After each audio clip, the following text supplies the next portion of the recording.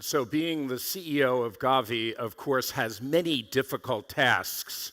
And one of them is to follow the Rosling family in a presentation. At the last MTR, it was Hans Rosling that I had to follow, and this time it's Ola Rosling, but it is extraordinary, and let's just have another round of applause for the extraordinary ways they're telling it.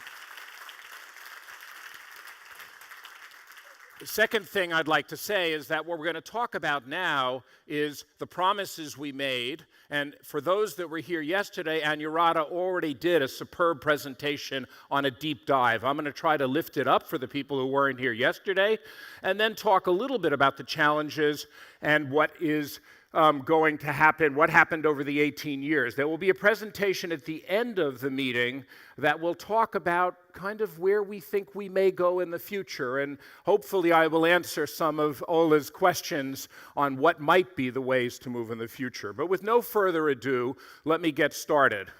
And the first thing to say is that we're an alliance. It's to remind everybody of that. We have nobody on the ground. We're not vaccinating a single child. Countries are vaccinating children. Technical assistance is provided by the different partners, and we are a big family. Most of the people in this room are part of that family.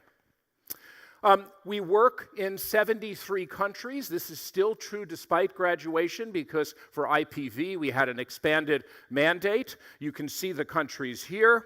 And as you think about this in a global way, it's quite important because, in fact, half of the children born in the world each year receive a Gavi-funded vaccine. Usually not one, usually many. So we're talking about scale, and scale is something that is going to keep coming up in this presentation. So we made a set of commitments in Berlin, and we take our commitments very seriously. There were 4 key commitments. The first was to immunize 300 million additional children and to save 5 to 6 million lives.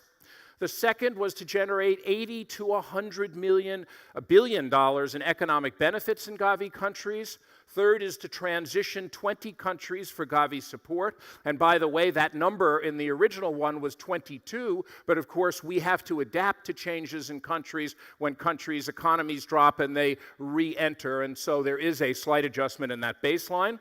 And finally, ensure healthy vaccine markets. After 2 years, the good news is that we're on track on these big commitments, but of course challenges do remain, and these challenges are what we lose our sleep over and how we think about adapting and changing Gavi all the time. So, in terms of immunizing more children, here we are. This is data from 2017, and the reason is, of course, we use official statistics, and those are not updated until July of each year. So we got the data this year for last year. And you can see in terms of additional children, 127 million on track. You can see already we've exceeded what we expected at this time in terms of additional lives saved, with 2.5 billion prevented future deaths in 2 years into this. Now, at the last meeting, we talked about a different concept. We talked about a fully immunized child.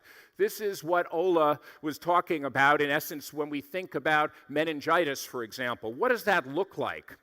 Well, what we want in a fully immunized child is a full set of antigens. And here you see the antigens that have happened. This started with just a few antigens, but it's expanded dramatically. This would be the protection of the child. Now, it turns out we don't have the data systems yet to be able to measure that child, because what we'd like to know, for every single child, are they fully immunized? So instead, we have to take proxies, and the proxies we're using during this period is breadth of protection. And we've seen in the last 2 years this go from 30% to 41%. 100% would mean that every child was receiving all of the vaccines. So this is a dramatic change in terms of numbers, and these will continue up over time. Someday, I hope that we'll have the digital systems to be able to say for each individual child, are they fully immunized? what does this look like? So what Gavi is good at is introducing vaccines. And you can see here, just from 2016 to today, the large number of vaccine launches that have occurred. This is 140 across a range of some of the most difficult and hard-to-reach countries in the world against a range of diseases. So we expect to have another 90 additional introductions to 2020, and this means that we should meet the goal which we put out of about 220 introductions from 16 to 20. This was not part of our promise, but of course our board holds us accountable on everything, and we have metrics for everything we do, and so we do our best to try to put these out, although it is difficult to predict the future. Now, where is the first of the major challenges we're talking about? So this is about coverage and equity. And although you've heard today that children are slowing down, numbers of children are still growing. Where were we in 2000? This number was at 59%. So there has been a dramatic increase in the number of children receiving the tracer vaccine, which is a DPT-3 containing vaccine. You can see, though, that this is flattening out. Now, one of the main reasons this is flattening out is because of fragility. And if I had shown you this graph last year, you would have seen a bigger gap because Nigeria and Ethiopia were classified as fragile. In the changes that occur in official classifications, they're not fragile. Of course, that doesn't change the actual status in the countries. And you can see the differential here, and we'll come back to this because, of course, fragility is an important problem going forward. And this is the area that we're going to focus a lot on in this presentation and the later presentation, is how we deal with coverage and equity.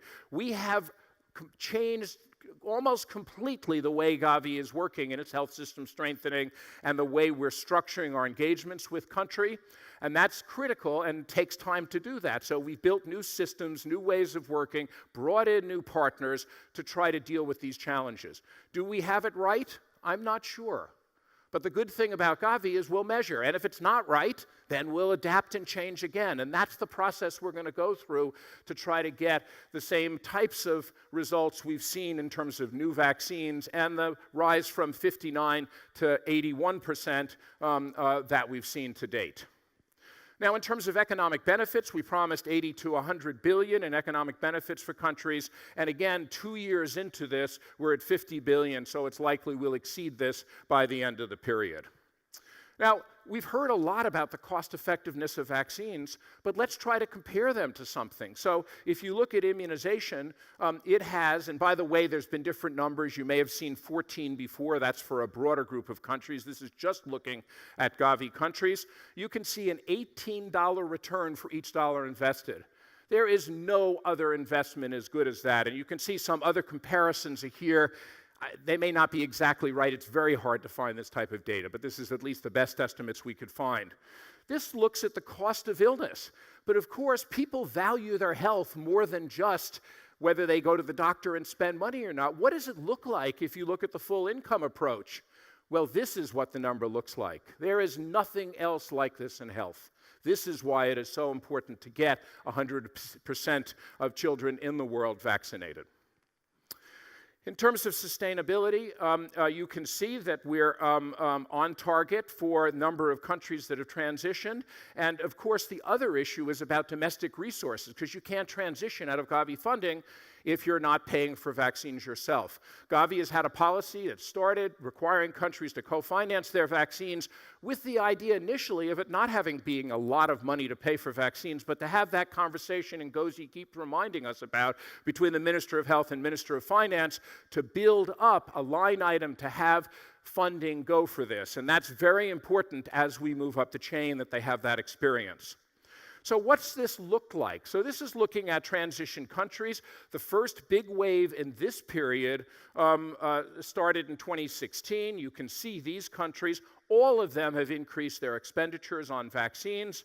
You can see in the second wave, they have also increased their expenditures. So what we're seeing is absolute domestic resource mobilization here that is being sustained. Now we're going to look at a problem. So the first wave of transitioning countries had pretty good coverage, most of them, not all of them, and you can see the coverage was sustained. So these are countries that have had been self-financing for more than a year. If we look at the second wave of countries, and if you think about this, by definition, the first wave have done better financially, and therefore you'd expect them to be able to spend more money, you can see that in the second wave, most of the countries are also doing well. They're all self-financing, but you can begin to see some programmatic challenges. The two lower countries there are Congo and Angola. Angola, the board has put a special post-transition assistance program into, and Congo, which also had that type of program put in by the board, it turns out its GNI has collapsed so much that it has moved back into Gavi eligible territory, and so as of January, they will be Gavi eligible again, although they'll continue to self-finance their vaccines. So what we're seeing here is tweaks that have to be made in the model, additional work that has to go on, but again, I think it's something we can be proud of. In terms of market shaping, the goal was to have 6 healthy markets, and we have a vaccine price indicator. You can see we are on track towards the healthy markets, and you can see price dropping. We don't set a specific goal for vaccine prices because obviously that wouldn't be good in a competitive landscape. So, of course, we have metrics and targets, but this is one that we don't publicly share. Where are we on this? Well, it turns out that there are some issues and problems here. So if we look at it, we've got some that are in the high and moderate, some that are in low, but that we're working on. There are 3 I want to call out. I want to start with rotavirus, which actually we looked like we only had 2 suppliers. It looked like it was doing okay, but we had manufacturing problems in both of the suppliers. The majority supplier is able to continue to meet its commitments. Unfortunately, that means we're going to have to slow down some launches. The other manufacturer said it couldn't meet its commitments, and we had a little bit of a panicked moment that said, maybe we will have to stop vaccinating children, which hasn't happened with the Gavi vaccine, except for IPV, and I'll talk about that in a second. So this would be something new for Gavi. I have to say that the team at UNICEF, the dominant manufacturer, everybody worked really hard to do allocation readjustment and to be able to keep vaccines flowing to those countries that would have stocked out, and at least as far as we know, there will be no systematic stockouts. The other thing that has helped is there are 2 new manufacturers that have entered. Of course, it takes training to switch to a new vaccine, but the countries in record time are moving to switching to these new manufacturers. So this is very important for us. Countries need to know that if they introduce a vaccine, that vaccine supply is available. In terms of the other 2 vaccines that are a little dark here, one is HPV. This is a vaccine that is a cancer vaccine. People haven't talked. They've talked about infectious diseases. We have 2 cancer vaccines for liver cancer and for cervical cancer, head and neck, etc. This vaccine has gotten very popular. So we will talk about this later in terms of numbers and where we are, but we think over time that we will see increased numbers of doses. The dominant manufacturer in this has last year 2.5 million doses, this year 5 to 6 million doses, next year 20 million doses. The challenge is we have 25 million girls today that are approved and ready to go. 30% of the Gavi countries are approved. We just don't have any vaccine. This is something that hopefully is a short-term blip, and in the future that will be a different situation. Lastly, IPV, we didn't start the negotiations and work on this. It was done by another agency, but when Gavi stepped into that space, we have become engaged. And there we had a situation where optimal assumptions were made across all the manufacturers, and so what ended up happening was countries started to roll out the vaccine rather rapidly, and at the end up we didn't have enough doses. And so this is the one vaccine where countries had rolled it out and stopped. Some had to go to fractional doses, etc. So this is a little nuance in the section on vaccine markets.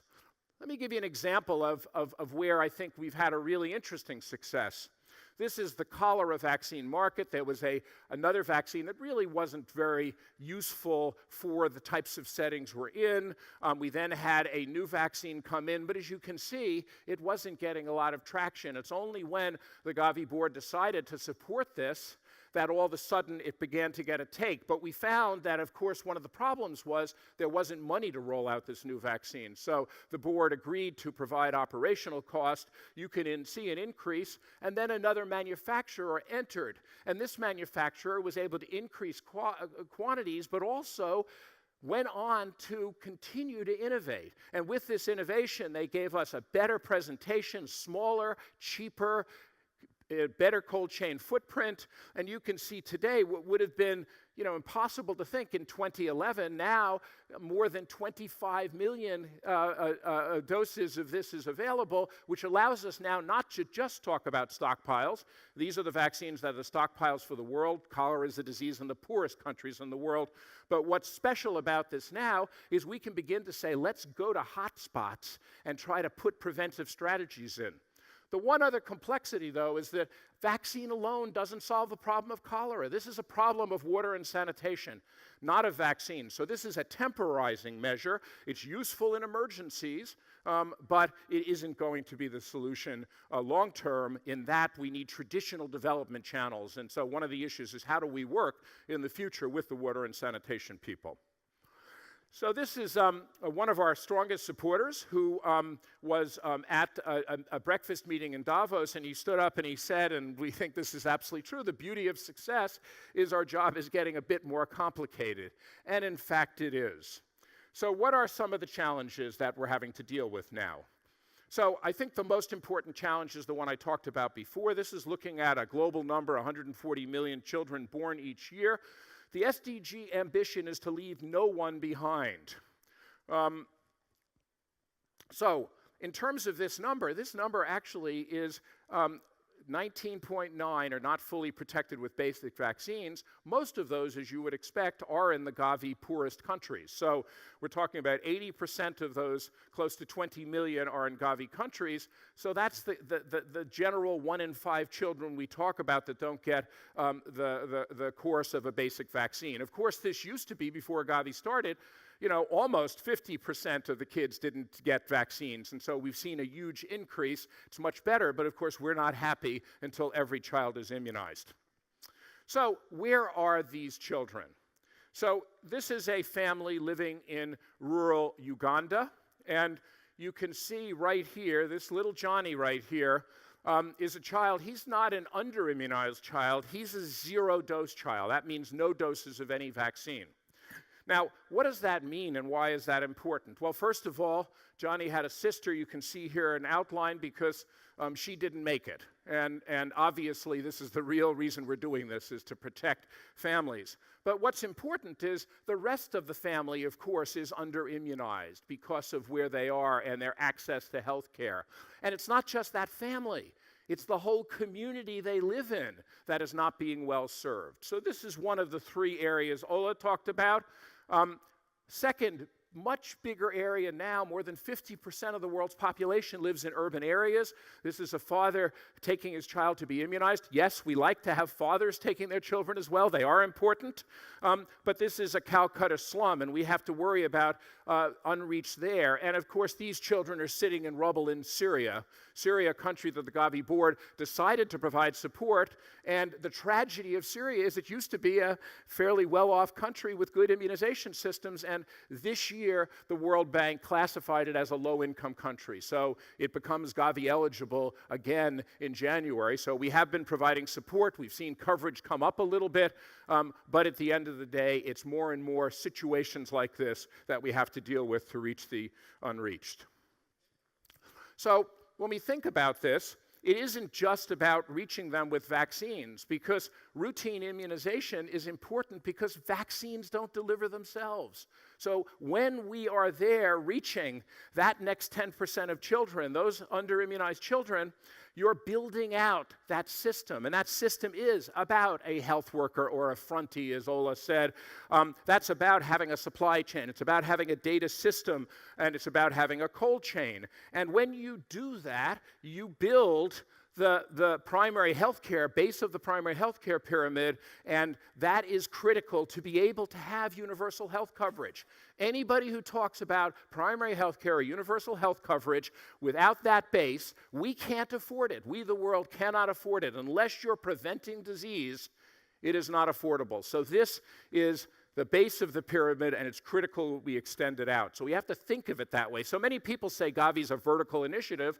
I don't believe that at all. I think we're a very horizontal initiative, or at least a diagonal one, because we're building out these systems. Now, let me talk a little bit about one of the challenges that you heard earlier. So this is a made-up country. This is a hypothetical country. And I want to talk about the first and the last mile, the two Gavi models in one. So our goal is to get the vaccine out. So in an ideal world, you bring the vaccine in, it goes to everybody, and we protect everybody. Of course, no country's like that. In fact, we need health workers to reach the unreached. And in this hypothetical country, it's actually doing pretty well. There's only a few areas that are not so well reached, and you can see some around the capital city. So the challenge for us now is to change the way we work to be focused, not the same as we are with vaccines. When we think about vaccines, we think about universality. What we need to think about for health system strengthening is reaching out to the worst districts, the lowest covered districts, and starting there and then moving back in. So it's flipping the whole model on its head, and that's why we have to have the complexity of two models. That's our hypothesis. Now, I've given you a kind of a made-up example, but here's a real example. Unfortunately, the president of Niger is not here, but I chose that since I thought he might be. This is looking at Niger, a country that has relatively low performance. You can see that these areas of Niger have low coverage. And so the challenge is to get these areas focused on. So our new health systems grant is focused on the districts representing 46% of the under-immunized. It's 20 poor-performing districts. And with that, we've seen coverage go up nationally from 75 to 81%. We've seen those districts increasing faster than the non-served district, 3% versus 1%. So this is the type of model. But what, of course, is important is it's going to be different in every country. It means we have to have the data and ability to look at that. Here's another example. This is looking at cold chain. What happens if you bring cold chain to the last mile where it hasn't been before? So if you can just pay attention to some of the covers, this is a province in Angola in 2017. You can see 29%, 47%. By the way, 101, we often get those because people move into areas and we don't have good population denominators. Look what happened when the cold chain came in. Some of these, with fridges coming into places that hadn't had them before, we see dramatic increases in coverage because now they have vaccines there at the local level. This blue box here is a modern fridge. We had examples last night at the Innovation Workspace, and this fridge is one that can stay cold even if there's power failures, can be run by solar, etc. So this is the power of bringing this to the local communities. But remember, Gavi's advantage is not doing it one-off. This is scale. So what are we doing? So take a look at these numbers. 61,000 new sites are approved for new equipment. We expect more than 65,000 new modern fridges using new technology to be delivered in the next 3 years before the end of this period. And the critical statistic here that a quarter of these are going to places that didn't have it before. So this is a strategy on coverage and equity to try to move forward. So you've heard a lot today about the issue of the anti-vaccine movement. And what's important to say that what we're talking about here is a continuum. On the left over here is, I refuse all vaccines. On the right over here is, I'm going to go demand vaccines. I'm going to go march on the Ministry of Health if they don't give me vaccines. And of course, what we want to do is move this across because we need active demand. In a place like Nigeria, the Gates Foundation did a fabulous job in the states they're working on to fix the systems, fix the supply, have health workers available. And you know what? Initially, people didn't come because they didn't trust that this was going to happen. So trust is a critical thing. This is something that we have to work on much more actively in the new period. And there may still be a few of these, and we need information. But in here are people who just hear rumors. You can correct that with knowledge. There's people who don't know about vaccines. So how do we move people along the continuum so that we can do a better job? You heard about fragility. This extraordinarily beautiful picture is Cox's Bazar. It became famous, infamous, because the Rohingya refugees moved from Myanmar across the border, and we were very proud of the fact that we were able to vaccinate with cholera vaccine, because I showed you we had cholera vaccine, and it prevented cholera. It wasn't about waiting until there was an outbreak, it prevented it. Now, unfortunately, they ended up with an outbreak of diphtheria. We had to go back in and do the rest of the vaccines. And part of the learning is that when people move like this, when you have fragile settings, you need to provide a full set of vaccines. So more and more, we're working in fragile settings, which of course is also part of the problem in terms of coverage and equity. Now, people ask the question, well, what about global health security? Well, it turns out Gavi's actually quite involved in this already. We added up the numbers. In the last 2 years, we spent over $1 billion on global health security. 70% of that, as you can imagine, is vaccinating with routine vaccines to prevent disease. About 10% is for surveillance and trying to detect these diseases, and 20% is through stockpiles of vaccines for outbreaks. So we're active in this, and what's important about this is that as the world changes, as we have 70 million displaced people, we need to do more about this. And just to say, this is the first use of the Ebola vaccine that Gavi made an advanced purchase commitment for. This was day 13 in the last outbreak, and I was pleased to be there to be able to see that first vaccine delivered. So this is the excitement of new tools being able to make a difference in difficult situations. So you've already seen this slide. There are more children to reach still. We're not quite at a level where it's going to flatten off. But as you know, at this midterm review, we're able to announce that more than 700 million additional children have been immunized. This is an extraordinary accomplishment. If we look at the vaccine introductions and campaigns over time, Gavi has changed. So you see here China. In the first period, China was an important part of Gavi. We brought hepatitis B. They had 352,000 cases of liver cancer. And they, of course, moved well beyond Gavi eligibility. In the second period, you can see some more launches going on across countries. In the third period, you can see the dramatic expansion of new vaccines and taking these forward. And you've already seen this slide till today. Of course, we'll have another 90 vaccine introductions before the end of the period. So you can see this movement at scale to bring these vaccines to the people who need them. So in terms of domestic resource mobilization, countries are spending more. You can see in 2007 it was close to zero. Over time, that has increased. Today, 35% of the investment is being paid by countries themselves. This is actually adding up to more than $300 million, and this is just for the Gavi vaccines. If you go back to other traditional vaccines, it's actually much higher than this. So we are seeing countries step up and deal with this cost, which I think is very important.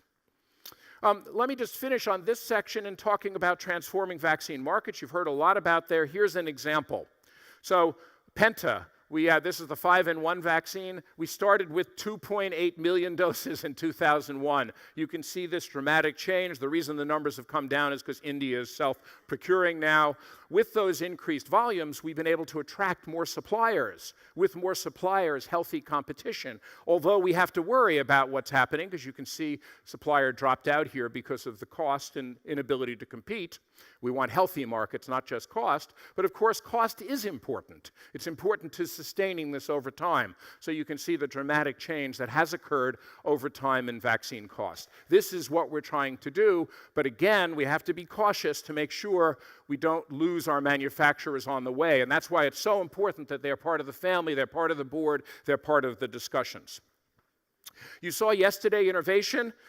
This is critical to us. It's in our DNA. Everything from things that are immunization specific, like auto-disabled syringes and controlled temperature change, but also our co-financing policy I've talked about, innovative financing mechanisms, IFM and advanced market commitments, and we will continue to innovate because it's the only way we can solve these problems. So you've seen a set of of yesterday, a bunch of these. I just want to call out a couple. We have a new strategy called the Vaccine Innovation Prioritization Strategy. This is looking at how do we bring everybody in the immunization community to give signals to manufacturers about new tools that countries might want that can be helpful so that they can concentrate on it. This is a very exciting new initiative, new ways of working with partnerships. You saw Zipline yesterday in a delivery. You heard about Infuse, and Infuse is another example of us trying to bring new innovators into the field. We have a whole range of partners that are joining us. So we have companies who come in to help support the innovators, because many of the innovators are small companies, and you can see here a list of the pace setters, many of whom you met last night. So this is now an ecosystem of innovators. You probably saw yesterday that most of them are less than half my age, which is not such a good thing for me, but we're seeing a whole new generation of people bringing innovation to work on this problem, and that is what we need to solve these problems. So I'm very excited about this. So let me just finish with this important point, and Reem already gave away my tagline, but Gavi was born 18 years ago, and we've immunized 700 million additional children. This is the Gavi generation. What's extraordinary about this is putting this into perspective is this equivalent to having immunized every living person in the Middle East and Africa born in the 18 years since Gavi was created. Now, why am I saying this? Because when you talk about one child, people get it. You talk about 10 children, they get it. But when you start talking about 700 million, how do you put that into perspective?